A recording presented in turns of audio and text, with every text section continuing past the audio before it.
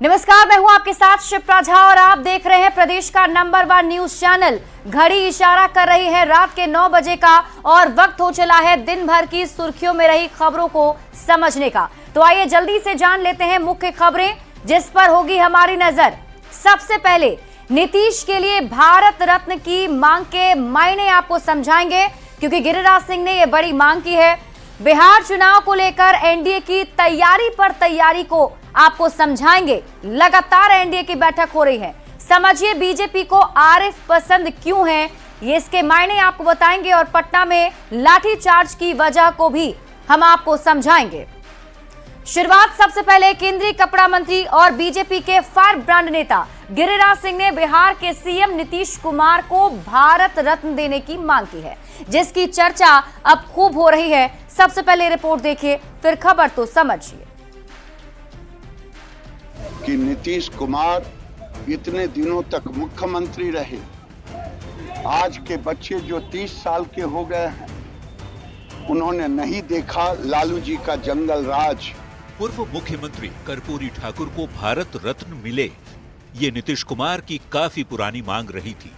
इसी साल ये मांग पूरी हुई, कर्पूरी ठाकुर को भारत रत्न दे दिया गया है और अब नीतीश कुमार को भारत रत्न देने की मांग उठने लगी है। ये मांग की है केंद्रीय मंत्री और बीजेपी नेता गिरिराज सिंह ने। ऐसे व्यक्ति को देश में पुरस्कृत करने की जरूरत है, चाहे जिस भी पद से स्वीकार किया जाए, भारत रत्न जैसे चीजों से नवाजा जाए। गिरिराज सिंह की ओर से नीतीश कुमार को भारत रत्न की मांग के समर्थन में एनडीए की पूरी फौज उतर आई है। एक सुर में एनडीए के नेताओं ने नीतीश के लिए गिरिराज सिंह के बयान का समर्थन किया है। जो मांग गिरिराज जी ने किया है, भारतीय जनता पार्टी उसका पूर्ण समर्थन करती है। गिरिराज सिंह जी की मांग बिल्कुल जायज है। नीतीश कुमार ने जिस जंगल राज और कुव्यवस्था से बिहार को निकालकर यहाँ तक लाया है, उसके लिए नीतीश कुमार को भारत रत्न मिलना ही चाहिए। नीतीश कुमार जी से बेहतर इस उपाधि के लिए कोई हकदार नहीं हो सकता। हालांकि नीतीश के लिए गिरिराज सिंह की ओर से भारत रत्न की मांग का आरजेडी के नेता कुछ और ही राजनीतिक एंगल निकाल रहे हैं। भारत रत्न, नोबेल पुरस्कार सब देंगे, लेकिन चुनाव के बाद फिर महाराष्ट्र में शिंदे जी की तरह नीतीश जी को भी कुर्सी से बेदखल करेंगे। ये पहला मौका है जब बीजेपी के किसी नेता ने नीतीश कुमार को भारत रत्न देने की मांग की है। इससे पहले जेडीयू के राष्ट्रीय कार्यकारी अध्यक्ष संजय झा और जेडीयू नेता छोटू सिंह नीतीश कुमार को भारत रत्न देने की मांग कर चुके हैं। ये मांग तब हो रही है जब अगले साल बिहार में विधानसभा के चुनाव होने हैं और मांग उठाने वाले हैं गिरिराज सिंह, जो कभी नीतीश कैबिनेट में रहते हुए नीतीश कुमार के आलोचक माने जाते थे और खुलकर अपनी बातें कहते थे। हालांकि लंबा वक्त गुजर चुका है, नीतीश और बीजेपी अब एक साथ हैं और नीतीश बिहार के मुख्यमंत्री हैं तो गिरिराज सिंह केंद्र में मंत्री। न्यूज 18 के लिए बेगूसराय से संतोष कुमार और पटना से विनीता मिश्रा के साथ ब्यूरो रिपोर्ट। तो गिरिराज सिंह ने नीतीश कुमार के लिए भारत रत्न की मांग की है। इस मांग के मायने हम आपको समझाएं, उसके पहले ये जानना जरूरी है कि आखिर क्या होता है भारत रत्न। तो आइए पहले आपको ये बताते हैं क्या भारत रत्न क्या होता है। भारत रत्न देश का सबसे बड़ा नागरिक सम्मान है जो अलग अलग क्षेत्रों में असाधारण योगदान के लिए दिया जाता है। मतलब जिस भी क्षेत्र में लोग असाधारण काम करते हैं, बड़ा योगदान होता है, उन्हें ये रत्न दिया जाता है। 1954 में पहली बार 3 लोगों को भारत रत्न दिया गया और भारत रत्न के लिए प्रधानमंत्री की तरफ से सिफारिश की जाती है। मतलब प्रधानमंत्री जो हैं वो सिफारिश करते हैं। पुरस्कार के रूप में एक प्रमाण पत्र और एक पदक उस व्यक्ति को दिया जाता है जिसे भारत रत्न की घोषणा की जाती है देने की। भारत रत्न के साथ कोई धनराशि नहीं दी जाती है, लेकिन भारत रत्न हासिल करने वालों को कई सारी सुविधाएं सरकार की तरफ से मिलती हैं। और अब बात करते हैं, नीतीश कुमार को भारत रत्न देने की मांग की गई। नीतीश कुमार के लिए भारत रत्न की जो मांग है वो कोई पहली बार नहीं की गई है। सबसे पहले जेडीयू के नेता छोटू सिंह ने नीतीश कुमार के लिए भारत रत्न की मांग की थी और उसके बाद जेडीयू के कार्यकारी राष्ट्रीय अध्यक्ष संजय झा ने भी नीतीश कुमार को भारत रत्न देने की मांग की और अब केंद्रीय मंत्री गिरिराज सिंह ने भी नीतीश कुमार के लिए भारत रत्न की मांग कर दी है। अब इस मांग को समझने के लिए बिहार की राजनीति को समझना जरूरी है कि ये मांगे आखिर क्यों की जा रही हैं। तो आइए उसे समझते हैं। 2005 से लेकर अब तक नीतीश कुमार बिहार की राजनीति के धूरी बने हुए हैं। नीतीश कुमार जिस भी किसी के साथ होते हैं सत्ता उसी की हो जाती है। 2015 में नीतीश कुमार लालू प्रसाद और कांग्रेस के साथ मिलकर महागठबंधन बनाए थे। 2015 में उस वक्त महागठबंधन की सरकार बिहार में बन गई थी। 41.84% हो गया था, जबकि सीटों की संख्या बढ़कर 178 हो गई थी। वहीं एनडीए को उस वक्त 34.59% वोट ही हासिल हो पाया था और महज 58 सीटों पर सिमट गया था। 2020 के विधानसभा के चुनाव में नीतीश कुमार एनडीए के साथ आ गए। एनडीए का वोट प्रतिशत 37.26% हो गया और 125 सीट जीतकर एनडीए की सरकार बनी, जबकि महागठबंधन को 110 सीट से ही समझौता करना पड़ा। मतलब ये कि नीतीश कुमार के लिए भारत रत्न की इस मांग के पीछे बिहार की राजनीतिक स्थिति है। 2005 से नीतीश कुमार राजनीति के केंद्र में हैं और नीतीश कुमार जिसके साथ होते हैं सत्ता उसी के हाथ होती है। अमित शाह के बयान के बाद कयासबाजी काफी तेज हो गई थी। नीतीश कुमार की बीजेपी से नाराजगी की कयासबाजी की जा रही थी। क्या नीतीश कुमार को मनाने की कोशिश है? सवाल यह भी उठता है। हालांकि विपक्ष की ओर से कसे जा रहे तंज को छोड़ दें तो यह भी समझने वाली बात है कि यह सच है कि नीतीश कुमार के शासन में बिहार की छवि काफी बदली है और इसी बात का जिक्र गिरिराज सिंह ने किया है। यही नहीं, देश की राजनीति में विकास कार्यों के जरिए नीतीश कुमार ने अपनी छाप छोड़ी है। परफॉर्मेंस के आधार पर सुशासन बाबू का तमगा नीतीश कुमार को मिला है। महिलाओं के लिए कई कल्याणकारी योजनाएं नीतीश कुमार लेकर आए, जिसकी चर्चा होती है। छात्राओं की साइकिल योजना ने बिहार की तस्वीर बदल दी। शराबबंदी कानून लागू कर समाज को भी नीतीश कुमार ने संदेश दिया है। तो ये कुछ अहम और बड़े फैसले नीतीश कुमार के रहे हैं जो मुख्यमंत्री के तौर पर उनके परफॉर्मेंस को बेहतर बनाते हैं और यही वजह है कि भारत रत्न की मांग की जा रही है। बढ़ते हैं आगे और बात अगली खबर की। तेजस्वी यादव के बिहार सरकार को हाईजैक के आरोप पर केंद्रीय मंत्री जितन राम मांझी का जवाब आया है। तेजस्वी यादव को अनुभव नहीं, पिता का नाम था, इसलिए वो राजनीति में आ गए हैं। तो ये बड़ा हमला उनकी तरफ से किया गया। जितन राम मांझी ने कहा नीतीश को 19 साल सरकार चलाने का अनुभव है। जितन राम मांझी ने नीतीश कुमार को भारत रत्न देने की मांग का समर्थन भी किया। गिरिराज सिंह ने जो मांग की है उसका समर्थन जितन राम मांझी की तरफ से भी किया गया है। नीतीश कुमार राजनीति के बड़े खिलाड़ी हैं, कोई आरोप उन पर नहीं लगा है। जितन राम मांझी ने कहा कि नीतीश कुमार को भारत रत्न मिलना ही चाहिए। भविष्यवक्ता हैं क्या जो भविष्य की बात जानते हैं या और कोई अंतःकरण की बात जानते हैं? उनको कोई चलाता था, क्योंकि उनको कोई अनुभव नहीं था। वो पिता के नाम पर आए थे तो उनको कोई चलाने वाला था, इसीलिए वो सोच रहे हैं दूसरे को। नीतीश कुमार का 19 वर्ष का राजनीतिक जीवन है, उनको कौन चलाया जाएगा? अपने खुद सफल प्रशासक हैं, हर तरह से सोच रखने वाले हैं, वो बहुत अच्छा से बिहार चला रहे हैं। क्यों नहीं? नीतीश कुमार कोई 1-2 साल के शासन चलाने वाले हैं क्या? या राजनीति में कोई नया खिलाड़ी हैं क्या? उन पर कोई भ्रष्टाचार का आरोप लगा है क्या? तो ऐसे आदमी को अगर भारत रत्न नहीं मिलेगा तो किसको मिल सकता है? गिरिराज बाबू कहे हैं तो हम उनको समर्थन करते हैं। देखिए, बीजेपी अध्यक्ष जेपी नड्डा के आवास पर एनडीए के नेताओं की बड़ी बैठक हुई। करीब 50 मिनट तक चली बैठक में अंबेडकर विवाद पर बातचीत के साथ साथ गठबंधन में तालमेल पर भी चर्चा हुई है। साथ में यह भी साफ हो गया कि सीएम नीतीश कुमार के नाम पर में एनडीए में कोई कंफ्यूजन नहीं है। ये रिपोर्ट देखिए, फिर खबर तो समझिए।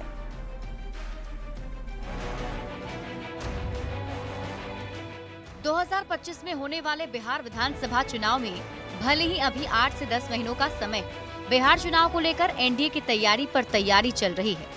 दिल्ली में बीजेपी अध्यक्ष जेपी नड्डा के आवास पर एनडीए नेताओं की बड़ी बैठक हुई।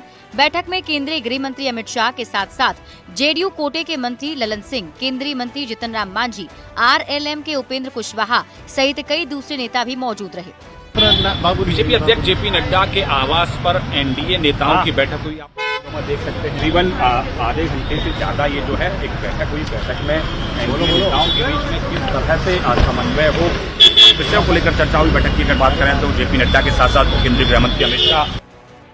इस बैठक से साफ हो गया कि नीतीश कुमार के नाम पर एनडीए में कहीं कोई कंफ्यूजन नहीं है। यहाँ तक कि बैठक वाले दिन ही केंद्रीय कपड़ा मंत्री गिरिराज सिंह ने नीतीश कुमार के लिए भारत रत्न की मांग कर कोई कोर कसर नहीं छोड़ी।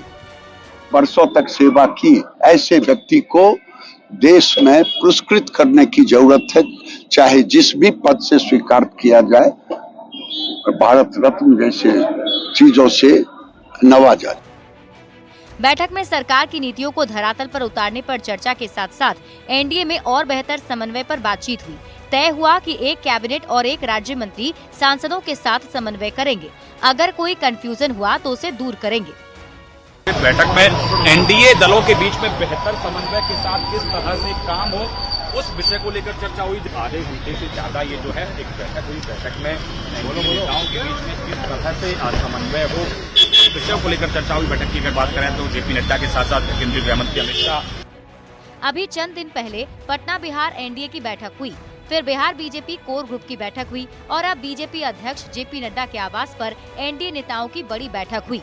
ये बैठकें बताने के लिए काफी हैं कि एनडीए के नेता 2025 चुनाव को कितनी सीरियसली ले रहे हैं। न्यूज़ 18 के लिए दिल्ली से पवन गौर के साथ। और देखिए, बिहार चुनाव पर एनडीए की तैयारी पर तैयारी के मायने को आप समझिए। कुछ दिनों पहले पटना में बिहार एनडीए के नेताओं की बैठक हुई और उसके बाद दिल्ली में बिहार बीजेपी कोर ग्रुप की बैठक हुई, यानी कि 2 बैठकें हो चुकी थी। और उसके बाद दिल्ली में फिर से एनडीए नेताओं की बड़ी बैठक हुई। एनडीए नेताओं की बड़ी बैठक में एनडीए के जो घटक दल हैं उनके प्रमुख शामिल रहे। बैठक के बाद एनडीए पूरी तरह से एकजुट है, इस बात का संदेश भी दिया गया और नीतीश कुमार के नाम पर कोई कंफ्यूजन नहीं है, ये भी साफ कर दिया गया। अमित शाह के बयान के बाद कयासबाजी शुरू हो गई थी। आज की बैठक में खुद अमित शाह मौजूद थे और बैठक करने के बाद जीतन राम मांझी ने कंफ्यूजन दूर कर दिया। जीतन राम मांझी ने साफ कर दिया कि नीतीश कुमार ही 2025 में चेहरा होंगे और एनडीए उनके नेतृत्व में ही चुनाव लड़ने वाला है। बढ़ते हैं आगे और बात अगली खबर की। भारत की सियासत में ऐसे बेहद कम व्यक्तित्व मिलते हैं जिन्हें राजनीति के साथ साथ विचारों और सिद्धांतों की बखूबी सूझबूझ हो। बिहार के नए राज्यपाल आरिफ मोहम्मद खान ऐसी ही प्रतिभा के धनी शख्सियत है। इनकी विद्वता, सुलझी हुई सोच और दृढ़ संकल्प इन्हें दूसरों से काफी अलग बनाती है। केरल में 5 साल का कार्यकाल पूरा करने के बाद आरिफ अब बिहार के नए गवर्नर बनाए गए हैं। इस रिपोर्ट के जरिए समझते हैं आरिफ मोहम्मद खान के व्यक्तित्व को।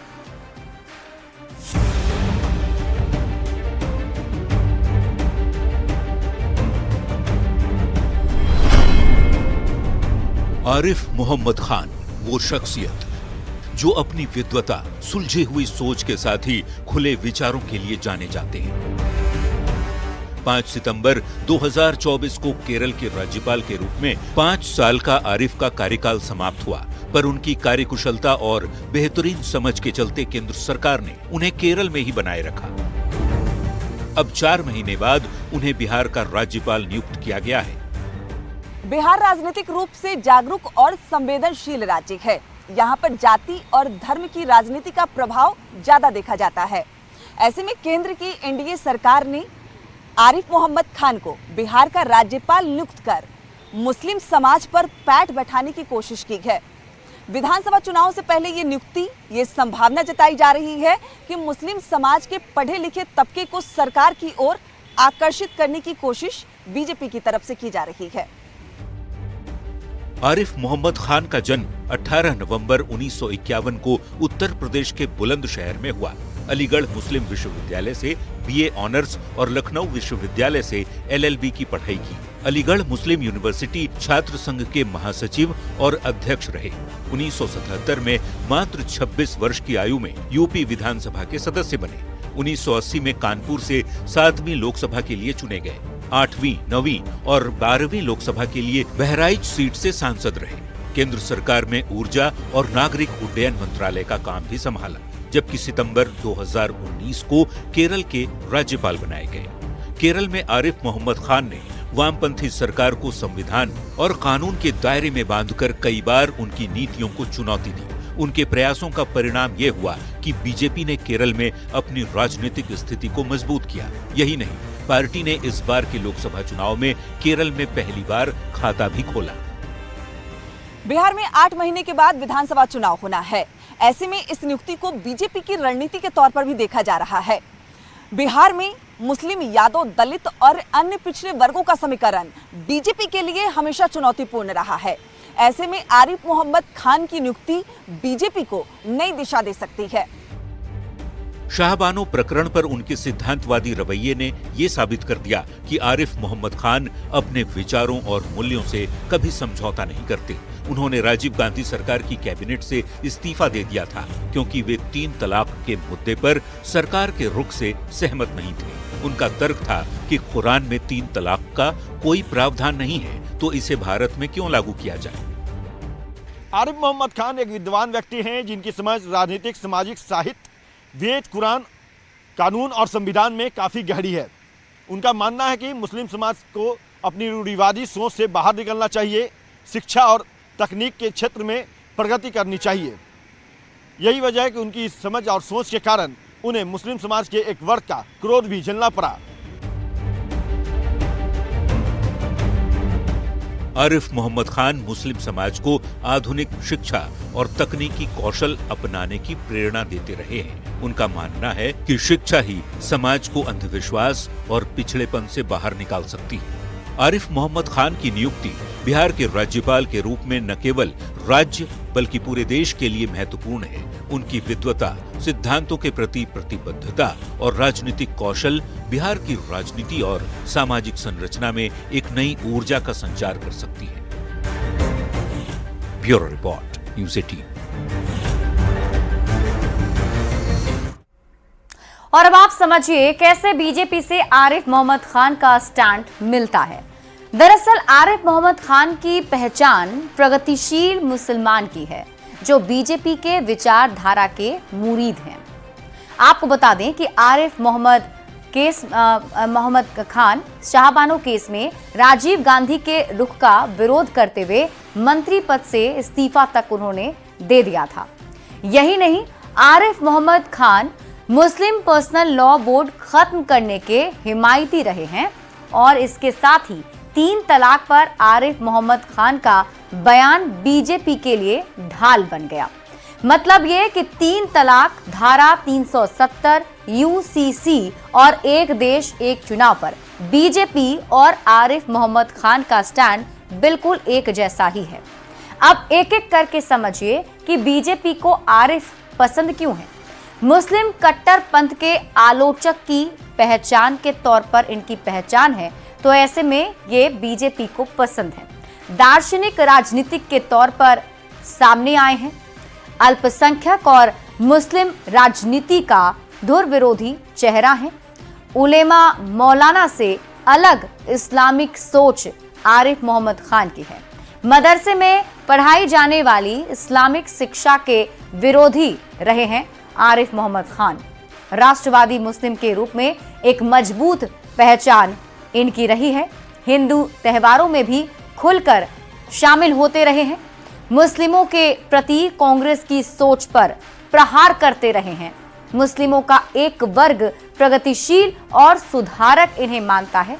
3 तलाक पर बयान बीजेपी के लिए ढाल बना रहा और ऐसे में आरिफ मोहम्मद खान को अब एक नई जिम्मेदारी दी गई है। बिहार के राज्यपाल बनाए गए हैं।